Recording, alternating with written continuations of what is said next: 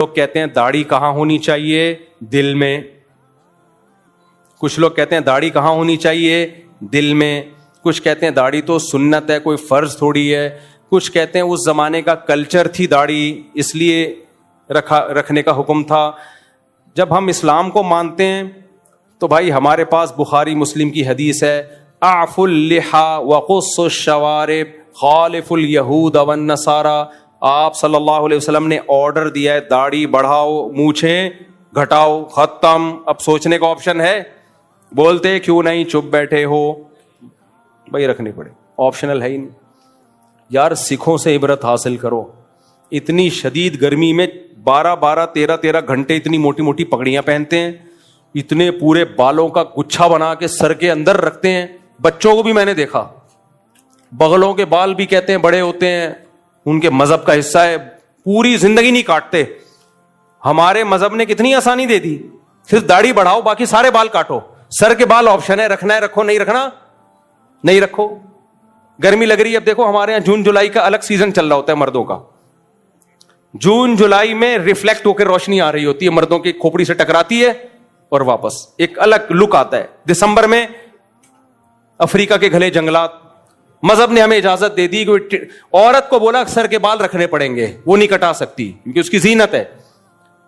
زمانہ جاہلیت میں 2 سال عدت تھی عورت کی, 2 سال, اور اس میں وہ گندگی میں رہتی تھی. شوہر مر جائے نا, مینگنیاں لا کے ڈالتے تھے لوگ, گند میں رہے گی. اسلام نے 2 سال کی عدت کو ختم کر کے 4 مہینے لے کر آیا اسلام. نمبر 2, اس میں گندگی میں رہنے کی اجازت نہیں ہے, صاف ستھری رہے, ہاں زینت اختیار نہ کرے. پھر بعض صحابیات کو اشکال ہوا تو آپ نے فرمایا زمانہ جاہلیت میں تم 2 سال کی عدت ہوتی تھی, اسلام نے تم پہ رحم کیا, 4 مہینے کی رکھ دی. اب یہ بھی نہیں کرو گی کیا؟ حدیث کا مفہوم بیان کر رہا ہوں بھائی. بعض مذہبوں میں تو بال ہی بال ہیں.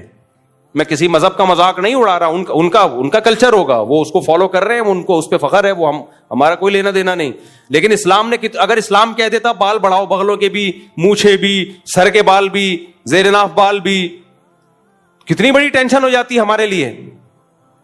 اللہ نے ہمیں حکم دیا بھائی داڑھی مرد کی زینت ہے, داڑھی بڑھاؤ, باقی بالوں کو صفائی کے خلاف ہے, کاٹ دو ان کو.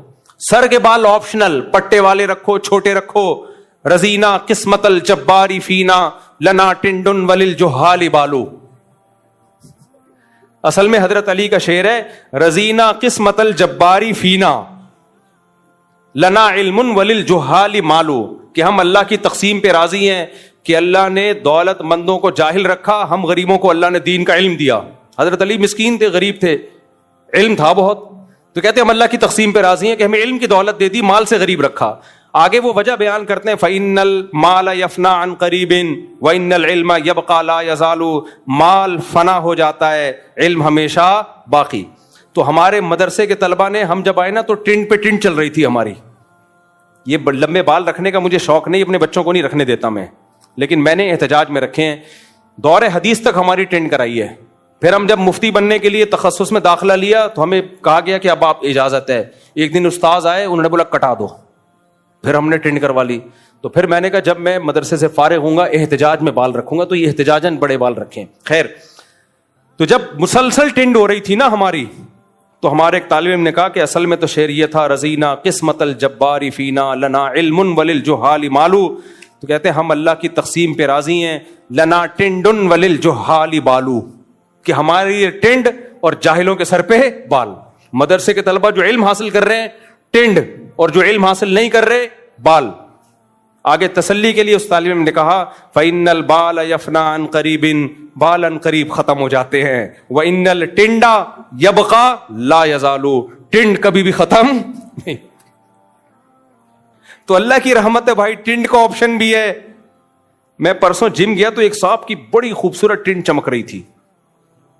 وہ لیٹے ہوئے نا تھائس لگا رہے تھے, تو ان کی ٹنڈ سے پسینہ اور روشنی ریفلیکٹ ہو کے آ رہی تھی.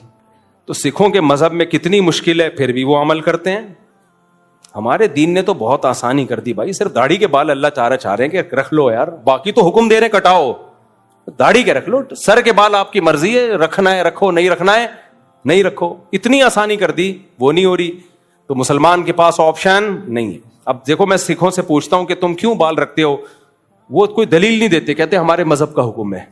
یار ہم محمد صلی اللہ علیہ وسلم کے ماننے والے ہیں, ہم سید الانبیاء کی بات نہ مانیں اور ان لبرل لوگوں کی باتوں میں آئیں تو رکھ لو بھائی, اللہ نے حکم دیا ہے تو ہمت کر لو, کیا جا رہا ہے اس میں, کچھ بھی نہیں ہوگا. کیا داڑھی والے جن چڑیل بھوت لگ رہے ہوتے ہیں کیا؟ میں آپ کو کیا لگ رہا ہوں, اسی پہ 4 ہوئی ہیں میری, اسی پہ 4 ہوئی ہیں, تو آپ کو بھی مل جائے گا رشتہ انشاءاللہ.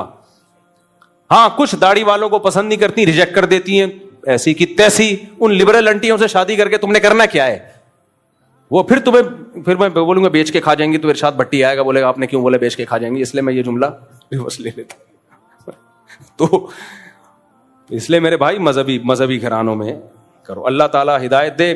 تو ہمارے پاس اللہ نے ایک ہمیں سیدھا راستہ دیا ہے, اس راستے میں اللہ نے ہمیں 5 نمازیں فرض کی ہیں, اس راستے میں اللہ نے ہمیں رمضان کے روزے دیے ہیں, اس راستے میں اللہ نے اپنا ریلیشن بھی بتایا اور مخلوق کا ریلیشن بھی بتایا. مخلوق کے ریلیشن میں اس اللہ نے ہمیں ماں باپ کا حق دیا, بیوی بچوں کا حق بتایا. تو مسلمان ان سارے ریلیشن کو پورا کرتا ہے. انہی ریلیشن میں, انہی احکامات میں ایک بہت اہم ترین حکم ہے صبر. یہ صبر بھی آج کل مارکیٹ سے شارٹ ہوتا جا رہا ہے. تو ایجوکیشن کا ریشو تو بڑھ رہا ہے, لیکن خودکشیاں اسی حساب سے بڑھتی چلی جا رہی ہیں. اس سے پتہ چلتا ہے بھائی انسان کی کامیابی کے لیے تعلیم سے زیادہ ضروری مذہب ہے. تعلیم سے زیادہ ضروری کیا ہے؟ مذہب. دیکھو اگر ہمیں کوئی غم پہنچتا ہے, اللہ ہم سب کو غموں سے محفوظ رکھے, یا تو وہ غم ہماری حماقت سے ہوگا یا کسی قدرتی حادثے کا نتیجہ ہوگا. دونوں میں سے ایک ہی بات ہو سکتی ہے نا. اگر قدرتی حادثہ ہے بھئی اللہ کی طرف سے, اللہ نے کیا فرمایا؟ صبر کرنا ہے. نیک لوگ صبر کرتے ہیں. ہمارے حضرت مفتی رشید احمد صاحب رحمہ اللہ تعالی فرمایا کرتے تھے کہ دینداری کو ناپنے کا طریقہ ہو نا, کسی کی دینداری ناپنی ہے کہ کتنا دیندار ہے. جیسے بخار کبھی کسی کو ہوتا ہے تو ماتھے پہ ہاتھ رکھ کے بعض دفعہ پتہ نہیں چلتا, ویسے ہی ماتھا بعض دفعہ دھوپ سے گرم ہو رہا ہوتا ہے. ایکسپرٹ تو بتا سکتا ہے لیکن عام آدمی دھوکہ کھا سکتا ہے. تو فرماتے تھے کہ بخار چیک کرنے کے لیے تھرمامیٹر لگاؤ گے, پتہ چل جائے گا بھئی یہ دھوپ سے ماتھا گرم تھا یا واقعی سچی مچی میں اس کو بخار تھا.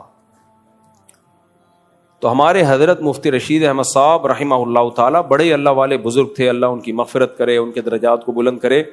وہ فرماتے تھے کسی کو ناپنے کے لیے کہ یہ سچی مچی کا دیندار ہے یا صرف دینداروں والا گیٹ اپ اختیار کیا ہوا اس نے, یہ ناپنے کے لیے کہ غم میں اس کی کیا کنڈیشن ہوتی ہے, پریشانی میں کیا حالت ہوتی ہے اس کی. میں اس میں ایک اور جملہ ایڈ کر لیتا ہوں, خوشی میں کیا کیفیت ہوتی ہے. جو بے دین لوگ ہیں خوشی میں اترانے لگتے ہیں, اپنی اوقات بھول جاتے ہیں.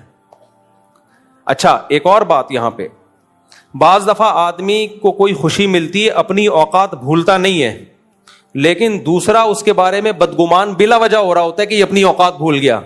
تو یہ جو دوسرا ہے نا, یہ بہت پس ذہنیت کا ہوتا ہے.